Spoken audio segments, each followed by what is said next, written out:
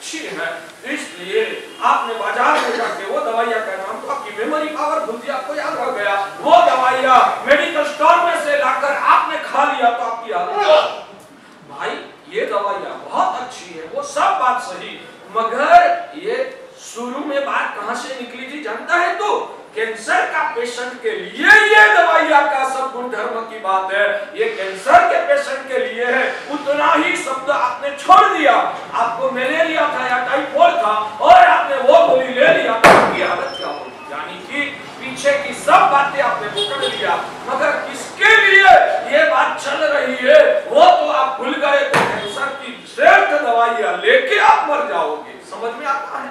यानी कि शास्त्र का कोई भी विधान संदर्भ के साथ समझते हैं तो ही वो आपकी आत्मा को फायदा कर सकता है। बिना संदर्भ पकड़ के किसी के लिए बताया, किसी ने उठा लिया और उसका यूज करेगा ना तो वो तारेगा नहीं, मार डालेगा, दुर्गति में आपको ले जाएगा। इसलिए सभी शास्त्र वचनों के लिए ज्ञानी भगवंतों ने मजबूती से ये बताया है कि जिसके संदर्भ में ये लिखा जाता है उनके लिए ही वो बातें, सभी के लिए ये बात नहीं होती है। इसलिए मैं बार बार प्रवचन में भी कहता हूं कि शास्त्रों का शब्दों को पकड़ना वो अज्ञानता है, शास्त्र के शब्दों को पकड़ के चलना वो जीव की अज्ञानता है। शास्त्र के शब्दों को पकड़ के चलने वाला शायद खुद का संसार को बढ़ा देता है। क्या बोल रहा हूं? जमता है, जम रहा है मैं जो बोल रहा हूं वो शास्त्र के शब्दों को ही, सिर्फ शब्दों को पकड़ के जो चलता है वो शायद खुद का भी औरों का भी संसार को बढ़ा देता है। शास्त्र के शब्द तो सिर्फ माध्यम, इसलिए हमारे वहां शास्त्रकार भगवंतों ने शब्द के भी 4 प्रकार के अर्थ दिखाए। एक है शब्दार्थ, दूसरा है वाक्यार्थ, तीसरा है महावाक्यार्थ और चौथा है ऐदम्पर्यार्थ। शब्दार्थ, वाक्यार्थ, महावाक्यार्थ और ऐदम्पर्यार्थ, उसका भेद समझना है। सिर्फ एक शब्द का हजारों अर्थ होता है, एक शब्द का हजारों अर्थ होता है, तो उसमें से सिर्फ शब्द का ही, जैसे कि हमारे शास्त्रों में उदाहरण आता है कि एक वक्त राजा भोजन करने के लिए बैठा था, उस वक्त राजा ने आदेश दिया सैंधवम आनया, सैंधवम आनया। सैंधव शब्द का बहुत सारे अर्थ शब्दकोश में लिखा हुआ है। सैंधव शब्द का अर्थ एक होता है सिंधालु, सिंधालु, सैंधव, सिंधालु, सिंधालु। सैंधव शब्द का शब्दकोश में दूसरा भी एक अर्थ है सिंधु देश का घोड़ा। सिंधु देश का जो घोड़ा होता है ना उसको भी सैंधव कहते हैं। राजा जब भोजन करने के लिए बैठा, राजा ने बोला कि सैंधव हमारे। उस वक्त पास में वाला सैनिक को लगा कि राजा को अभी सैंधा घोड़ा की आवश्यकता है, दौड़ भाग करके सैंधा घोड़ा लेके आ गया। ये शब्द का अर्थ उसने सही किया या गलत किया? अरे क्यों गलत? राजा ने बोला है सैंधव आनय और वो घोड़ा लेके आया, तो राजा की आज्ञा का सही ढंग से उसने पालन किया ना, उसने गड़बड़ क्या की? अरे पूरा शब्द का बराबर मतलब पकड़ा है। सैंधव शब्द का अर्थ होता है घोड़ा, आ गए या लेके आ, घोड़ा को लेके आ, ऐसा भी अर्थ निकलता है। वो राजा की आज्ञा का पालन किया तो सही किया या गलत? राजा उसको क्या खुश होके बख्शिश देगा या उसको शिक्षा करे? नालायक, मेरी सेवा करता है, मैं महानगर के राजा हूँ, मेरी सेवा करने वाला तुझे इतनी भी सोच नहीं है, किस अवसर पर मैंने बोला, इतना भी समझ है कि तेरी ताकत नहीं है, तू मेरे राजा की सेवा कैसे कर? राजा खुश हो गया या नाराज हो?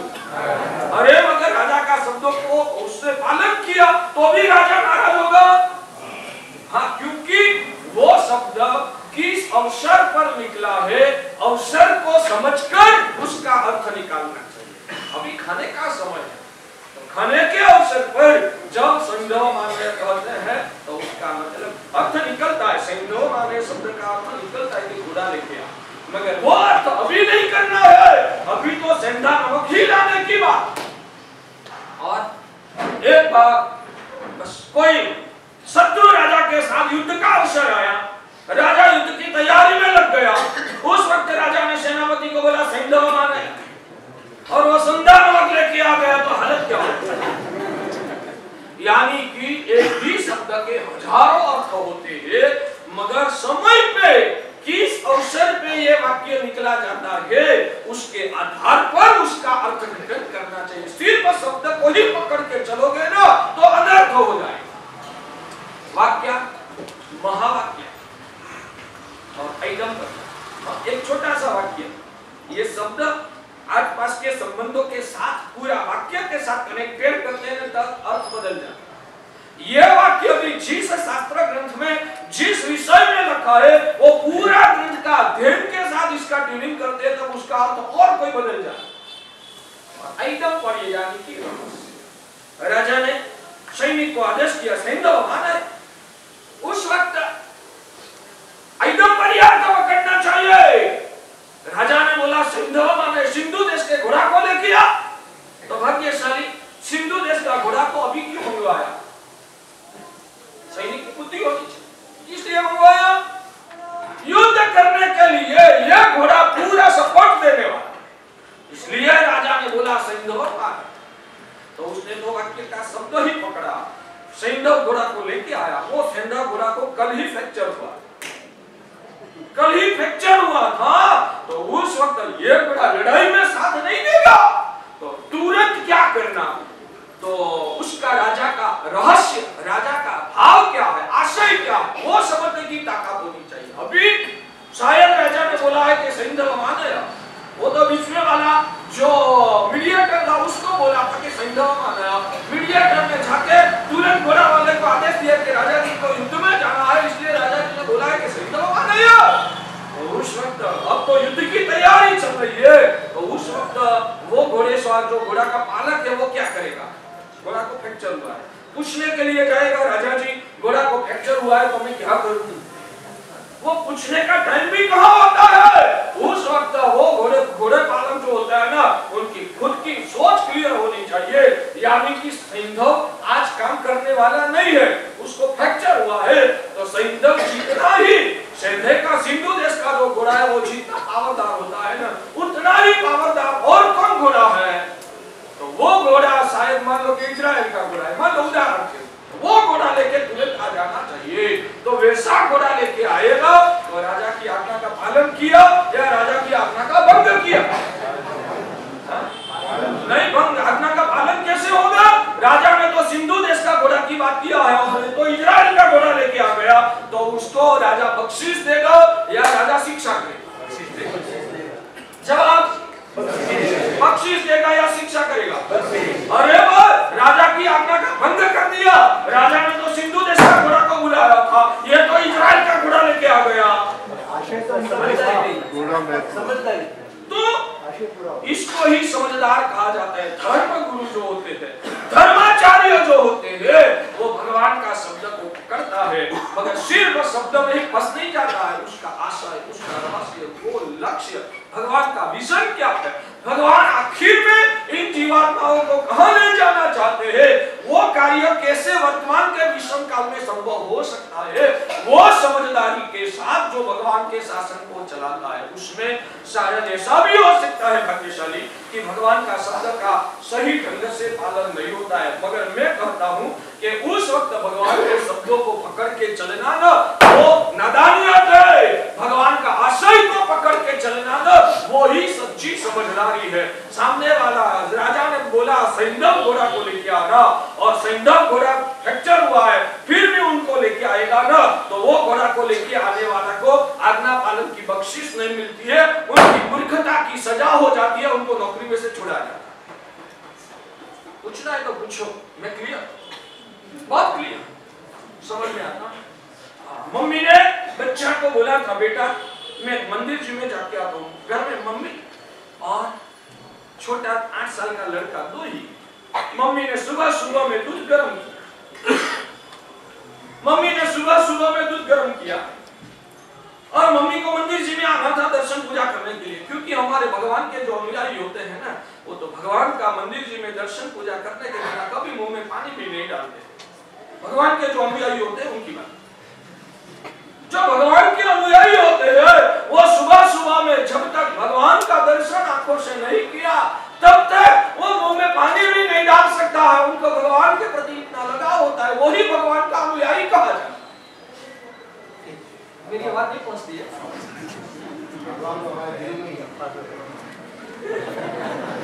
एक बात रख दो, पूरा ये नियम पकड़ के रखो, जो हमारे दिल में है उनको फिजिकली कभी भी मिलने के लिए जाना नहीं।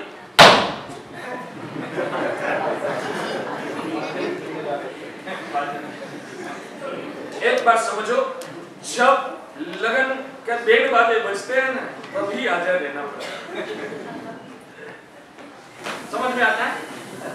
समझो समझो, ऐसा दुर्लभ मानव जन्मा, ऐसा अनंत करुणा के सागर परम तारक देवादिदेव परमात्मा का योग अनंत काल के बाद कितनी पुण्य राशि इकट्ठित होती है, कितनी प्रभु की करुणा हमारे पर बरसती है, तब ये परमात्मा की उपासना करने का मौका मिलता है।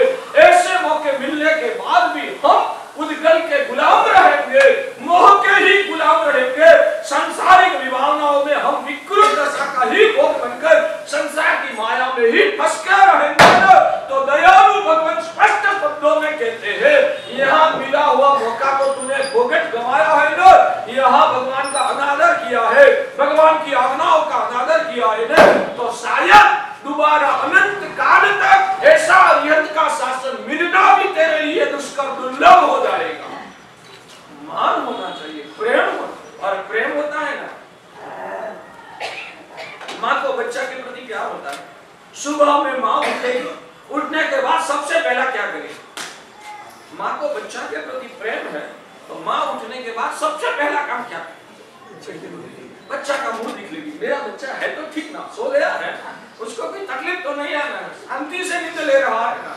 उठती है तो पहली नजर बच्चा, जो प्रिय होता है, प्यार जिनके पर होता है ना, उनको सबसे पहले दिखने का मन होता है। आपको सुबह में उठने के बाद सबसे पहले भगवान का मुंह दिखने का जो मन होता है, तो मानना कि आपको भगवान के प्रति प्यार है। अब मेरे अंदर में ये नहीं जाओ तो क्या फर्क पड़ रहा है, तो समझना सच्चा प्यार। समझ में आता है बात?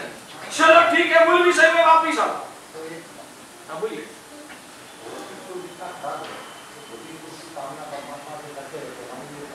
मेरी बात सुनो, मैंने सबसे पहले बताया कि शास्त्र में जो भी विधान है वो अलग अलग जीवों की भूमिका को लक्ष्य में रखकर बताया है। आप सम्यक दृष्टि है तो आपको आपकी भूमिका के अनुसार अब आगे की आपकी सोच क्या होनी चाहिए वो आपको बताया। आप साधु बने हैं तो आपकी सोच क्या होनी चाहिए वो साधु को नजर में रखकर भगवान ने बताया। जो आत्मा मार्गानुसारी भूमिका वाला है तो उनको उनकी भूमिका को लक्ष्य में रखकर उनकी भूमिका के अनुसार ऊंचे उठाने के लिए उनके लिए जो जरूरी है वैसा विधान बताया है। नास्तिक आत्मा है तो उनको उनकी भूमिका के अनुसार विधान बताया है। इस बारे में धर्म किस लक्ष्य से करना चाहिए, पहले धोरण के जीवों का क्लास उसका अभ्यासक्रम अलग होता है, दूसरी तीसरी चौथी कक्षा में पढ़ने वाले बच्चों का विषय उनका अभ्यासक्रम अलग होता है, पांचवी छठी कक्षा में पढ़ने वाले बच्चों का विषय अलग होता है, सातवीं आठवीं नौवीं कक्षा में पढ़ने वाले बच्चों का अभ्यासक्रम अलग होता है।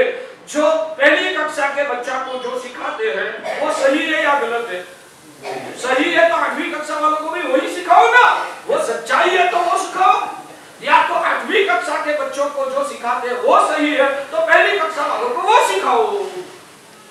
समझने की क्षमता की तरफ होना, जब तक देव गुरु के प्रति बहुमान पैदा नहीं होगा, आत्मार्थीपना का भाव अंदर से जागरूक नहीं होगा, सरलता प्रकट नहीं होगी और जिन शासन का उत्सर्ग अपवाद निश्चय व्यवहार वगैरह भेद समझ में नहीं आएगा, तब तक शास्त्र का शब्दों को पकड़ के भी आप गलती ही करते हो। हर जीव की भूमिका अलग है, सभी के लिए भगवान ने अलग अलग विधान किया है। कोई जीव संसार के आशय से धर्म करता है ना तो भगवान कहते हैं तू डूब जाएगा। भगवान कहते हैं संसार के आशय से तू धर्म कर रहा है ना तू डूब जाएगा, तेरा संसार बढ़ जाएगा, तू ये धर्म का धर्म प्राप्ति का पुण्य को चुक जाएगा। दूसरा व्यक्ति को भगवान ही कहते हैं तुझे जो चाहिए ना वो इस धर्म से ही मिलेगा।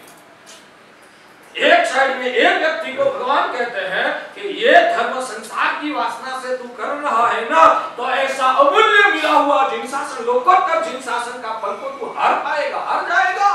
एक जगह पर भगवान ने ऐसा बताया, वो भी भगवान ने शास्त्रों में ही दूसरी जगह पर लिखा, ये धर्म करने से सभी मनोकामना पूर्ण होगी। शास्त्र में, ये भी शास्त्र में ही लिखा है। मेरे घर की बात नहीं करता हूँ, ऐसे शास्त्र पाठ आपको चाहिए तो एक नहीं 11 शास्त्र पाठ ऐसा मैं आपको दिखा सकता हूँ, ऐसा भी शास्त्र में लिखा।